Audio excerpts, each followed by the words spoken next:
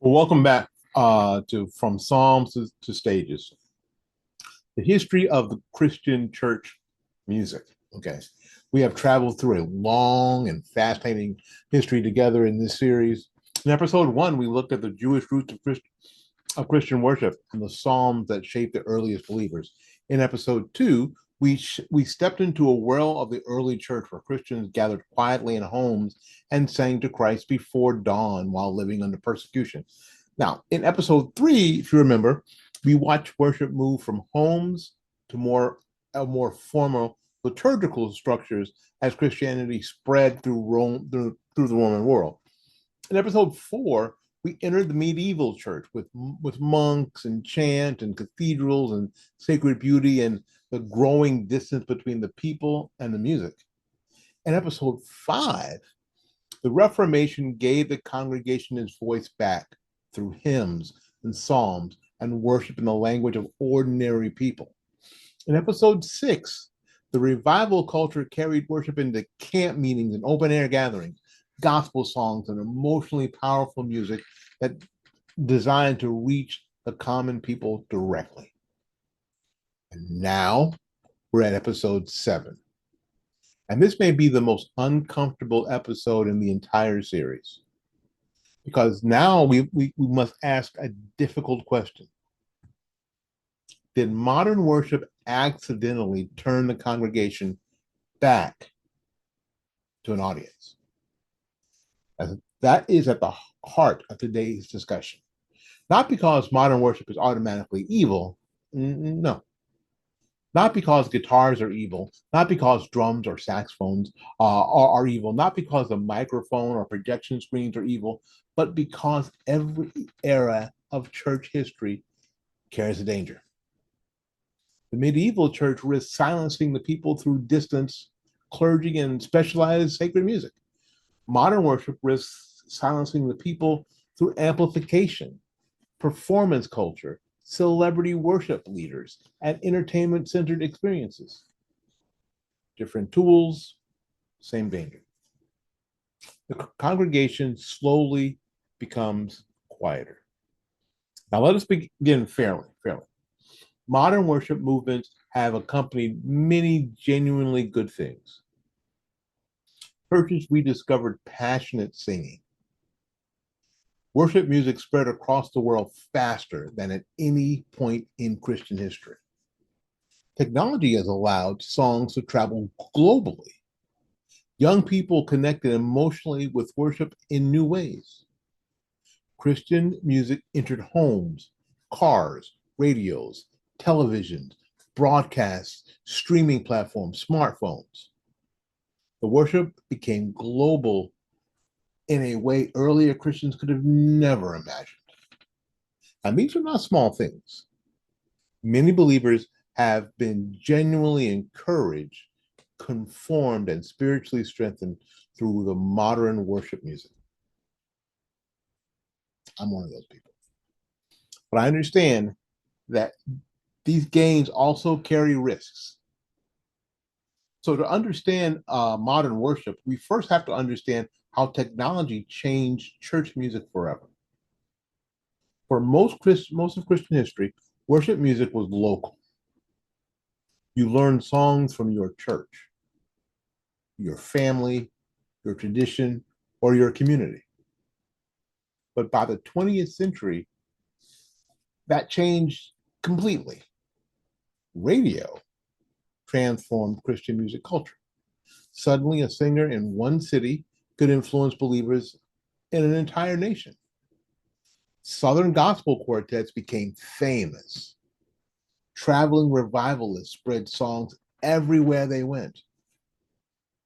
Christian radio programs carried worship music into homes across America. Music no longer belonged mainly to a local congregation. It increasingly belonged to professional performers. That shift seems small at first, but over time, it changes the culture of worship itself. Earlier church music was primarily experienced through participation.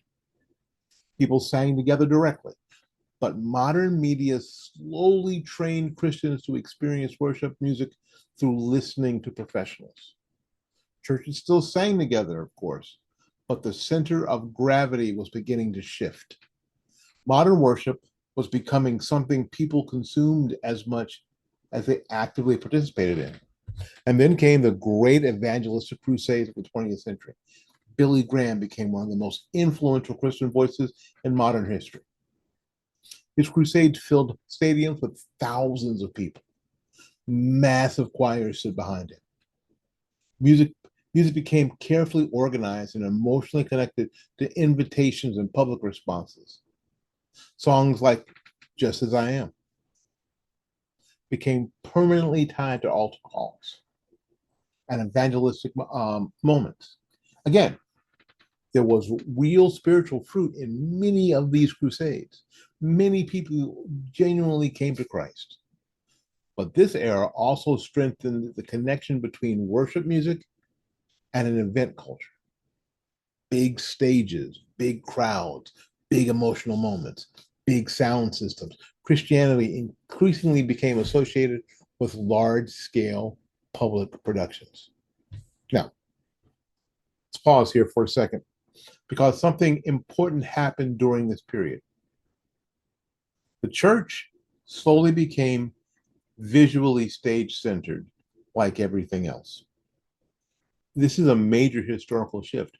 Earlier churches centered around altars and pulpits and communion tables or congregational space itself, but modern evangelical culture increasingly centered worship around the platform. The stage became the emotional and visual focus for the room. And over time, that changed the role of the congregation. Now, we need to talk about choirs, all right?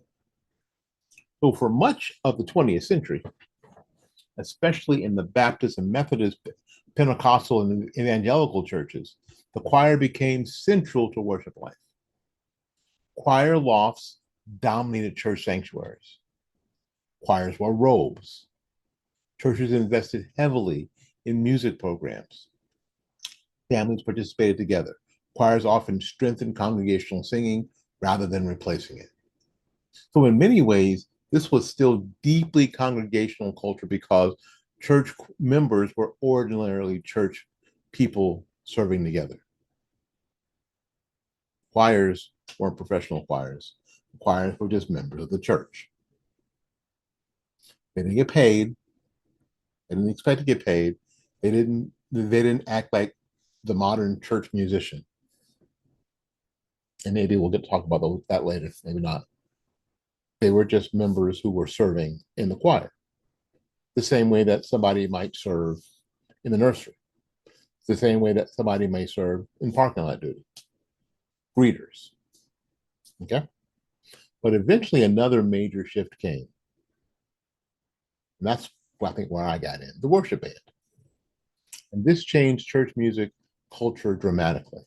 So in the late 20th century, especially through the influence of contemporary Christian music and the Jesus movement, churches increasingly adopted guitars, saxophones, keyboards, praise teams, saxophones, and amplified worship styles.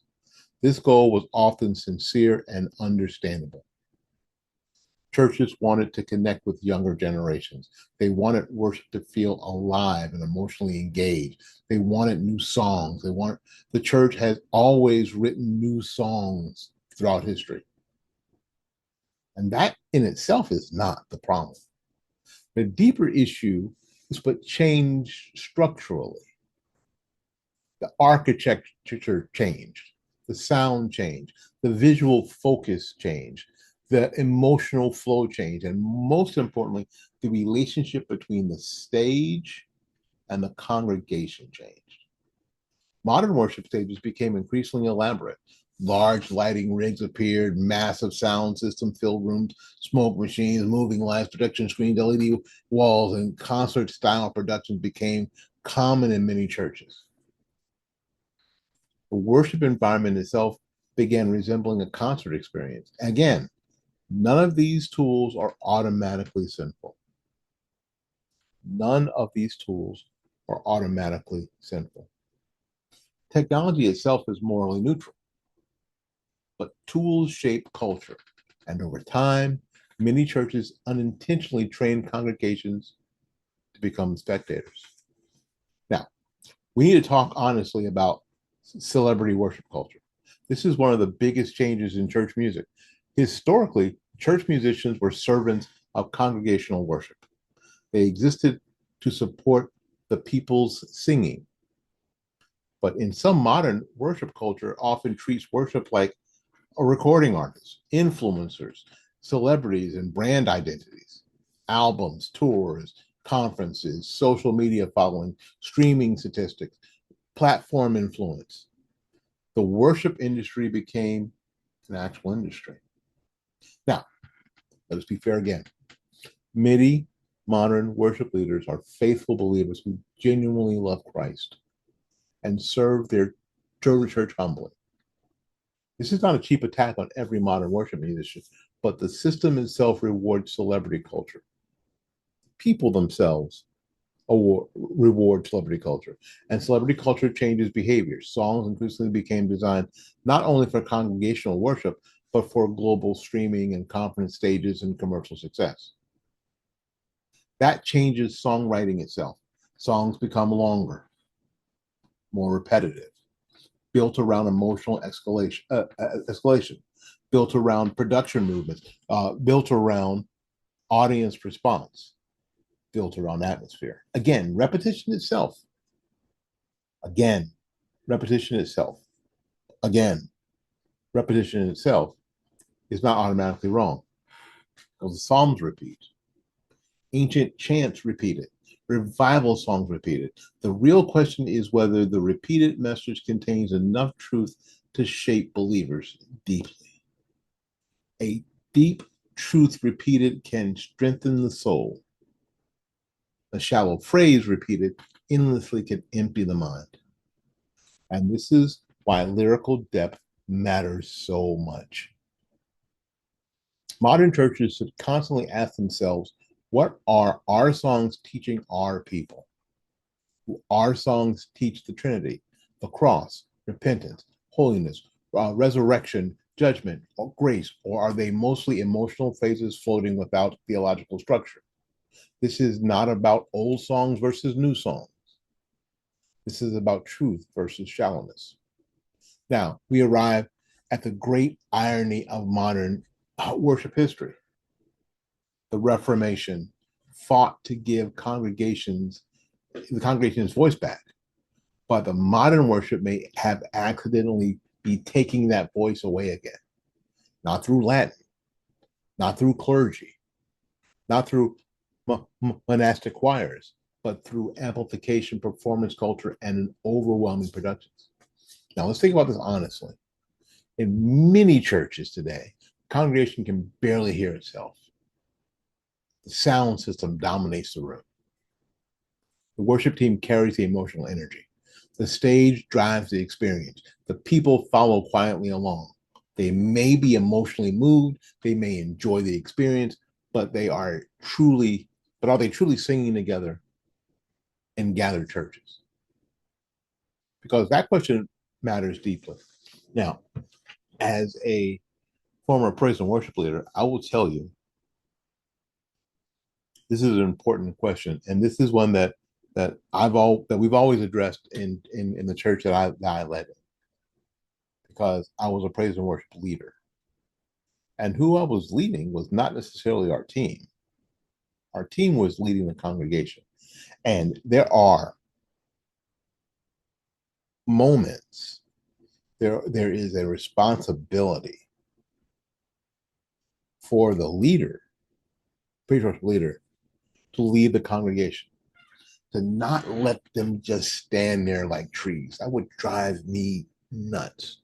Which is why, and a lot of people have, when they see it, they walk in and they see the LED board or they see whatever with the lyrics on the wall. They first roll their eyes, but the lyrics are there so people can hear the lyrics, can see the lyrics. What's being said, what's being taught, what's being emphasized. because the filtering process to make sure that the songs that are being sung are really taking care of all the things that we're supposed to be singing about. The education that we're talking about. Are we talking about the Trinity, the cross, repentance, holiness, resurrection, judgment, grace? Are we doing that? That's already taken care of. Now we've got to make sure, especially if you're doing what may be a new song for somebody, to let them get on board. Because this is not a battle between old songs and new songs. The church has always written new songs. It's always written new songs. And one of the things that I had to be careful of was on any given service, not programming too many new songs. Praise team had sang a song a bunch because we were tuned in to that music. So we had experienced this particular song over here a lot. We might have sang it 100 times. And I'm not exaggerating, 100 times. But I had to remind my team on numerous occasions. On our 147th time singing that song or doing that song in church, there may be a visitor that's the first time they've ever heard it. They had never heard that song, that lyric before. And we had to treat every single solitary time like it was the first time. And on the other side, when we had something new to present to the congregation, what we couldn't do was just leave them in the dust, struggling through a song that they had never heard before. Remember, there are no hymnals, right? There's no book to go to, which is why the words end up on the screen or on the projecting screen or the LED, because we want to bring them along. That's why the songs end up having choruses that are longer and more repetitive, because we want to bring people along. We don't want to leave them in the dust. We don't want any time where they're just sitting there looking at you like this, trying to figure it out. We want them to come. We want to bring them along right now. Come on, here it is. You can do this. Here's what you're doing, and now here's the chorus. We're gonna go through it again because this is a part that we want you to get. This is a lesson that we want you to learn. Like a teacher, math teachers. If you had homework in high school, and it was from only one teacher, from a math teacher, because the math teacher understood practice and repetition. Now,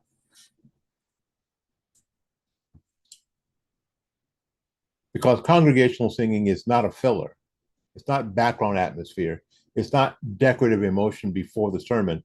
Congregational singing is one of the core acts of Christian worship. When the church sings together, the church confesses together. Men, women, kids, old people, people who are grieving, people who are happy, people who are doubting, the new converts, the visitors, they all declare the same truths together. That shared confession is so important. But if the stage becomes so dominant that the congregation becomes quiet, something precious and important will be lost. Projection screens also change the worship culture. Again, screens are not automatically bad. They help visitors participate. What did I just say? They help visitors participate. They allow churches to introduce songs quickly. But hymnals did something important. Hymnals built long-term memory because they were always there and you could refer to them. Now, I have often thought that maybe the solution is new hymnals. Now, hymnals were important because there's a Methodist hymnal and a Baptist hymnal. And some Pentecostal churches use hymnals maybe it's time, maybe, maybe, maybe it's time for new hymnals or new songbooks. We won't call them hymns, but maybe it's time for new hymnals because the church has durable songs. Because the church needs durable songs, songs that kids can still sing decades later. Songs believers remember in hospitals, songs that families carry through suffering, songs worth singing at funerals, songs worth carrying into old age. Strong worship songs should survive beyond trends and production styles. Now, I'm going to talk about a piece of music that comes from a group that is in some circles, much maligned, and in some circles, much beloved. I'm going to talk about a song called "Shout to the Lord" that you heard from Hillsongs. Why is that song important? Well, it's important to me because it's one of the first songs, one of the first Christian songs that, first of all, I ever learned when I came to faith, and one of the first Christian songs that I ever performed, that I ever did on the platform, that I ever led.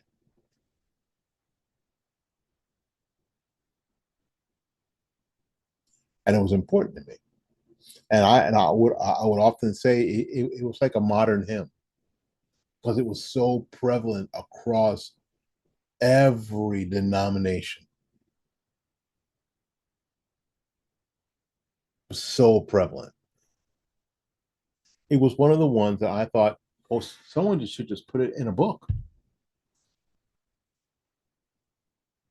so we could go back to it. And I'm telling you, I'm telling you from experience that even after we stopped putting that on the list, that every now and again I would. And it was amazing the effect it would have. Because again, the church needs that those durable songs that meant something to them, that still mean something to them, that still say things to them. Now we could now you could argue about if that's a good song, and we could break it down, verse by verse, but this is not what this is about. This is about the general concept of durable songs. And there were a lot of durable songs, and there still are. And there still are. The only thing that isn't happening is that they're not getting written down. There's no book. There's something to refer back to, and there's a lot of them. Now let's talk about emotionalism more directly. Modern worship culture often emphasizes the emotional atmosphere very helpfully. It does. Lighting changes, instrument bills, soft keyboard underscoring during prayer, which I love. I'm not gonna lie, I love because I believe the notes speak too. Carefully imagine emotional pacing, rising up, breaks, key changes. Yes. Carefully manage emotional pacing. Sure. Again, none of these things are automatically sinful. Music, music naturally affects emotion. I'll say it again. Music naturally affects emotion. The Psalms themselves are deeply emotional, but modern worship sometimes treats emotional intensity as proof of God's presence. Yeah, sometimes they do. That's dangerous because emotion alone is not spiritual maturity. A concert can create emotion, a movie track, soundtrack can create emotion, a political rally can create emotion. Emotion itself proves very little. The question is whether the worship feels emotional. The question is whether the emotion is connected to biblical truth and genuine spiritual formation. Healthy worship joins truth and affection together. Weak worship chases feelings without depth. Now let's talk about the performance culture. There are churches who are unintentionally model worship after concerts, dark rooms, bright stages, audience seating. Now, a lot of the audience seating comes from how churches are designed. So, and we talked about architecture before, where we're in a modern, well, in a cathedral's setting, pews are set with aisles and they are straight back. In many modern sanctuaries, the rows are curved, like a concert hall, like an oratorio.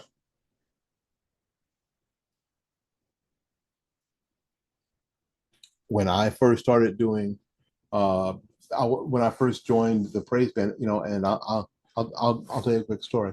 I got saved on a Sunday night and walked up to the platform to Stacy Swally, who was our praise and worship leader at the time, and I said, I want to be on the praise. I want to be on the praise team.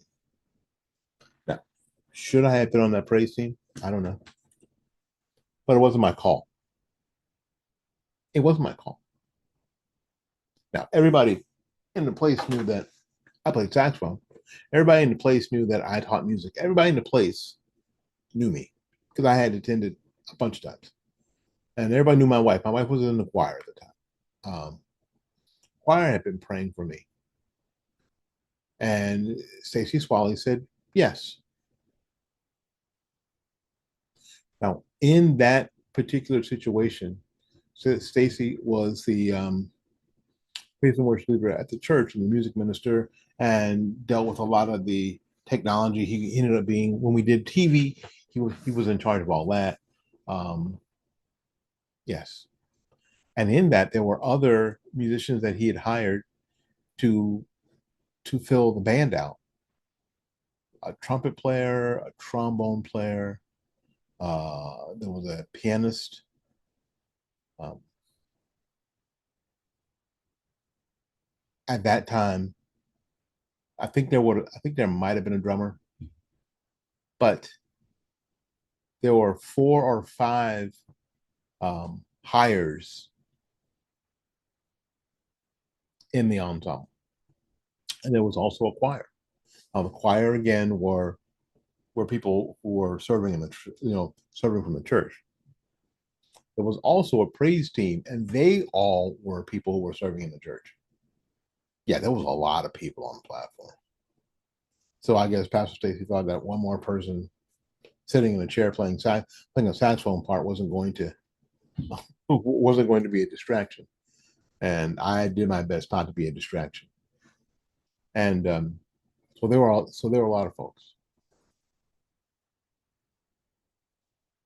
and I learned then that this idea of professionals wasn't necessarily a bad thing if you hire the right people and they are there for the right reasons. Because hired musicians are not necessarily a bad thing. Okay? They're not.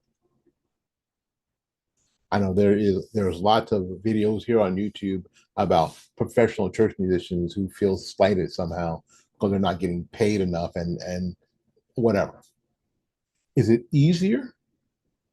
Was I easier for Pastor Stacy than one of the professionals? Yes, because I didn't need money. It was my service. It was me offering my gifts back to God willingly. And I knew what the deal was. And when I was asked later on in another situation, same basic church group, to be the praise and worship leader, I wasn't asking for money.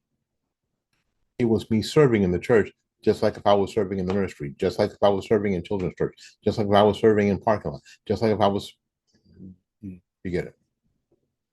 And I think that right there, what I just told you, solves a lot of what you hear, a lot of these issues that we hear.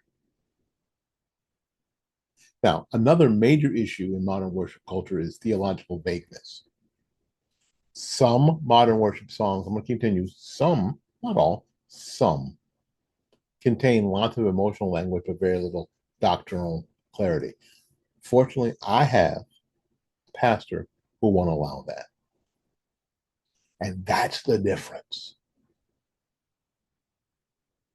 I have a pastor who is connected, who is involved, that won't allow theological vagueness.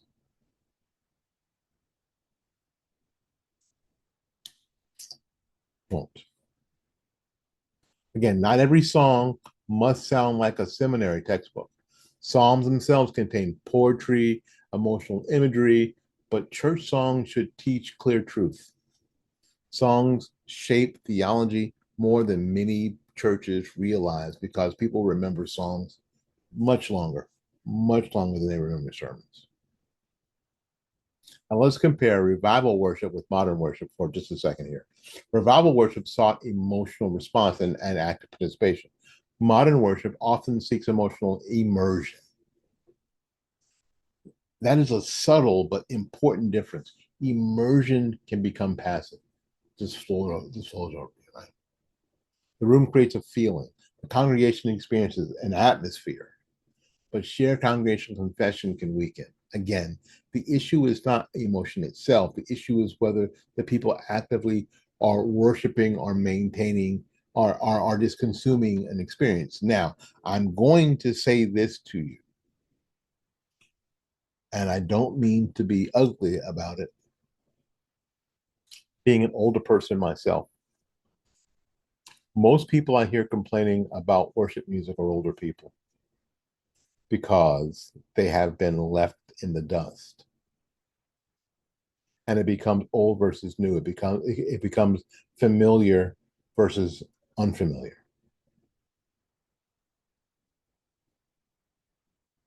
I watch young churches, or a church full of young people, participating in praise and worship, and they know all the words, and they are all singing, and they all have their hands raised, and they're all participating.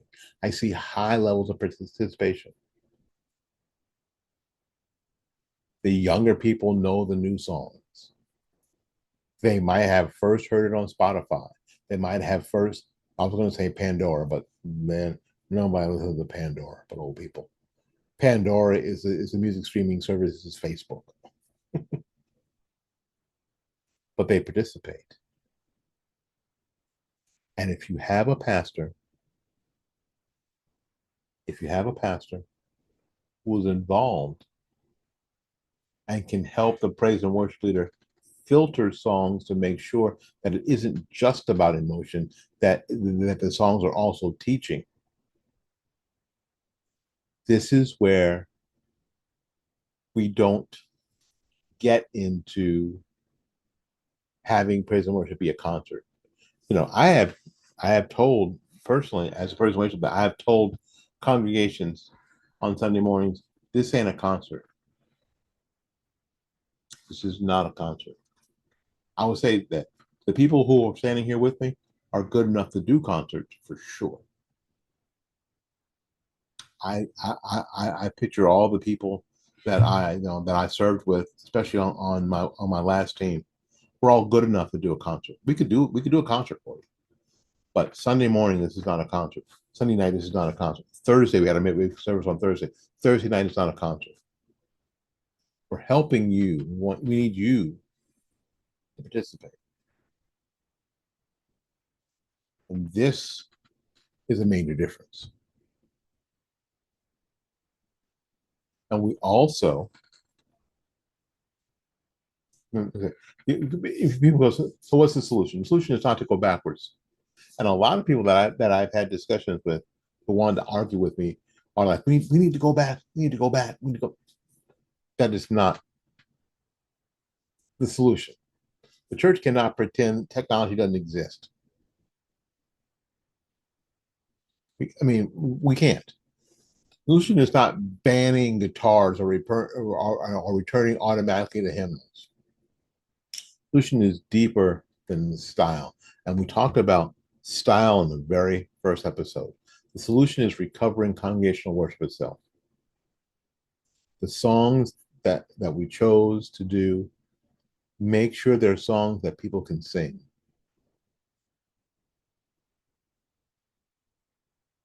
Make sure that there are songs that the truth that the people can understand. Keep ordinary voices, keys that ordinary voices can reach. That we're not talking about that it requires some sort of virtuosic singing. Theology that sticks.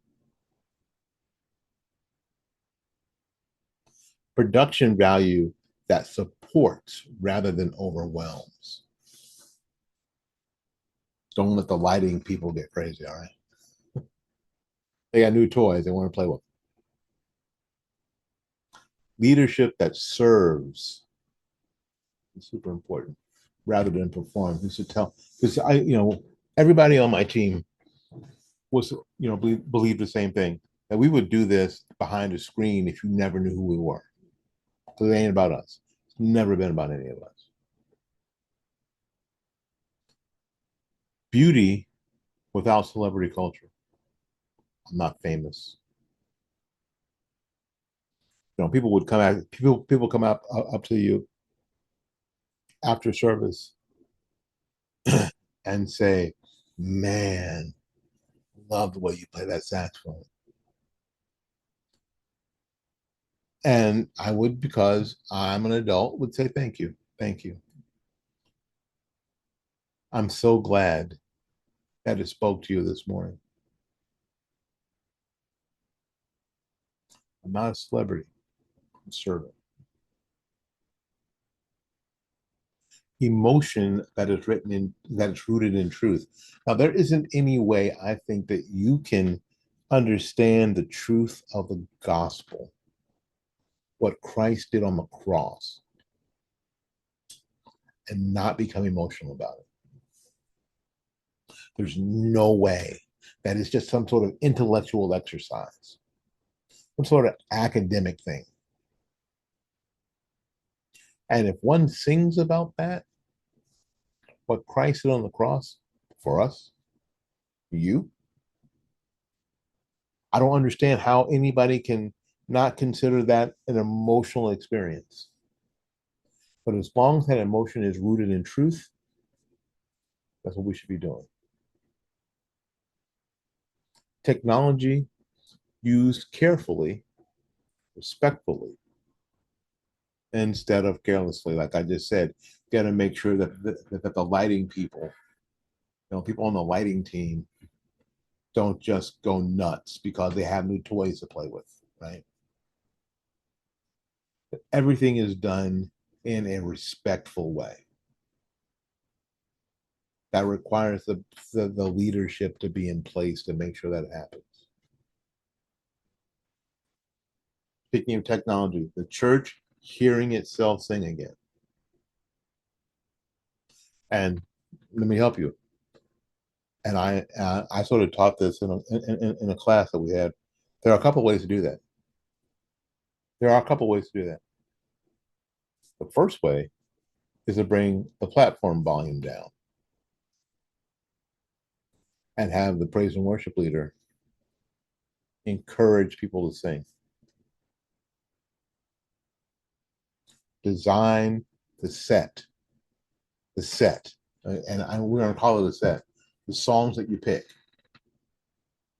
in a way that congregational singing has to happen. So it's not a performance. Bring the volume down on the stage. Have the praise and worship leader encourage congregational singing so they can hear each other. And what some churches do, should I tell them? They mic the congregation and they play that back to them so they can hear themselves. It's important that they hear themselves.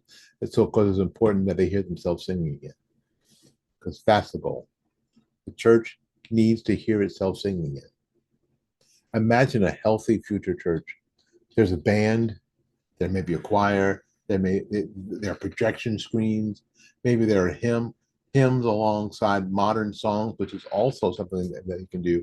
Like I just said, or older songs in the same set as newer songs, but the people sing loudly because they're familiar with everything. The stage supports the congregation rather than replacing it. Children learn these songs. Men sing strongly. Families carry the songs home. Elderly believers recognize the music. It's funny, as a 65-year-old, the song that I recognize as church music was written in the 80s. Think about that. Was written in the 80s, 90s, 2000. Written 25 years ago, 25 or 30 years ago, 40 years ago, right? So that's the music that I'm bringing with me into my senior years. Music that was written in the 80s. Kids learn these songs. My son, who's 35, he knows these songs. Dudes sing these songs, right? That's healthy worship. It's not anti-modern, and I think that we need to move away from this whole anti-modern thing. I think we need to move away from this anti-technology thing and move back towards something that's deeply congregational.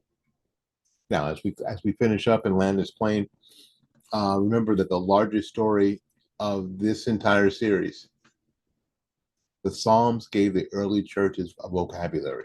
The house church gave the church participation. The medieval church gave reverence and beauty. The Reformation returned congregations' voices. The revival era brought warmth and evangelistic fire. Modern worship brought global reach and technological power. Every era has gained something, and every era has risked something. Every generation must ask the same question: what are we gaining and what are we losing? That responsibility of the church and every age. Now indulge, now imagine once more the gathered church singing together, not watching,